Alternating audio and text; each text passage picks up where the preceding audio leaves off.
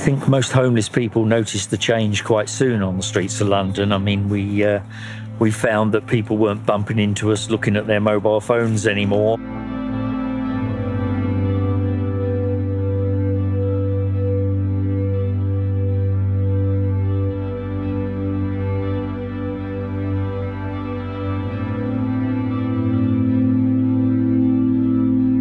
Social distancing thing is not hard for homeless people to adhere to because we are distanced from society anyway.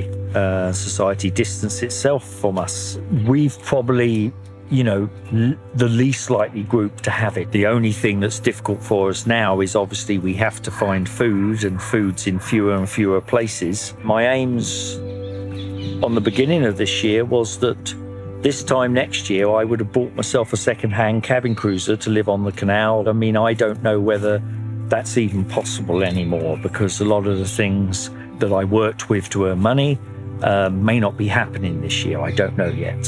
The worst thing you can have when you're homeless is to be ill of any kind.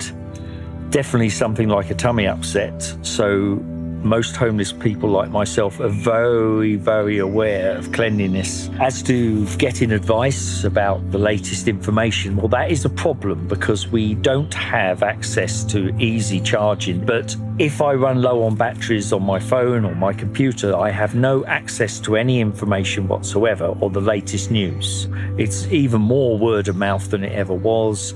And there again, this is a major problem for people to try and solve.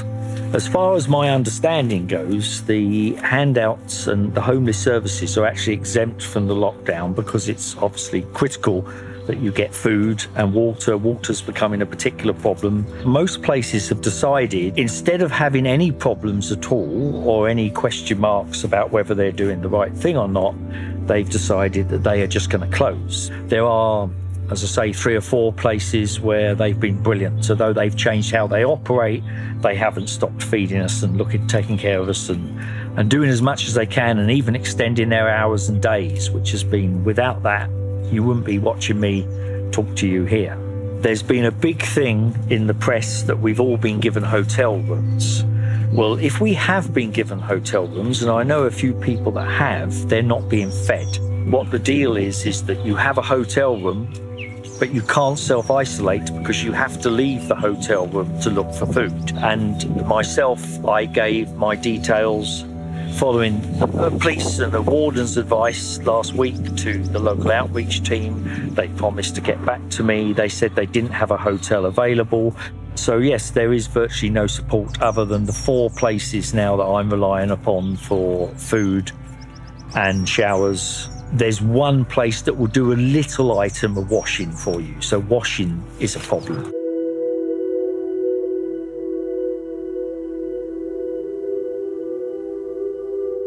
It's 6:40 a.m. I've been up for about 20 minutes. The reason why most homeless people don't do what I've just done and speak to the outreach teams and end up in a place like this is that by the time I got here at about 11:30, I've only had about 4 or 5 hours sleep, whereas where I would sleep on the street would give me a nice 8 hours. The government supposedly have given millions that they can put people in hotel rooms, but this is not a hotel. I have a one-night ticket, which I'm leaving today, which actually pleases me.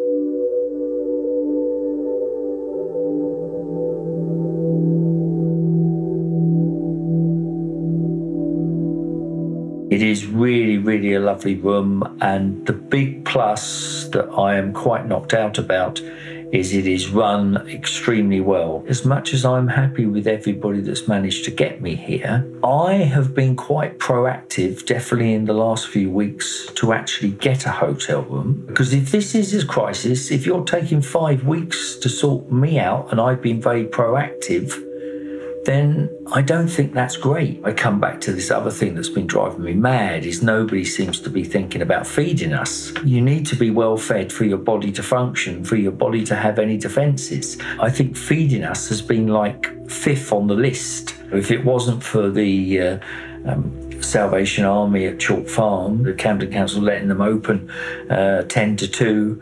And if it wasn't for St Patrick's Soho Square and the American church that really did plough on feeding us, I wouldn't have made the 3 weeks to have got a hotel, start pushing myself hard to get a hotel room, and I wouldn't have made the 5 weeks to be here. So I think there's a lot of things that need to be organised. I know pandemics of any kind is not good. From the damage it not only does, obviously, to you biologically and the people that suffer and die, but also what it does to the financial systems and everything else around the world. So how we're going to come out of this and what will be life the other side of it is a big question mark at the moment.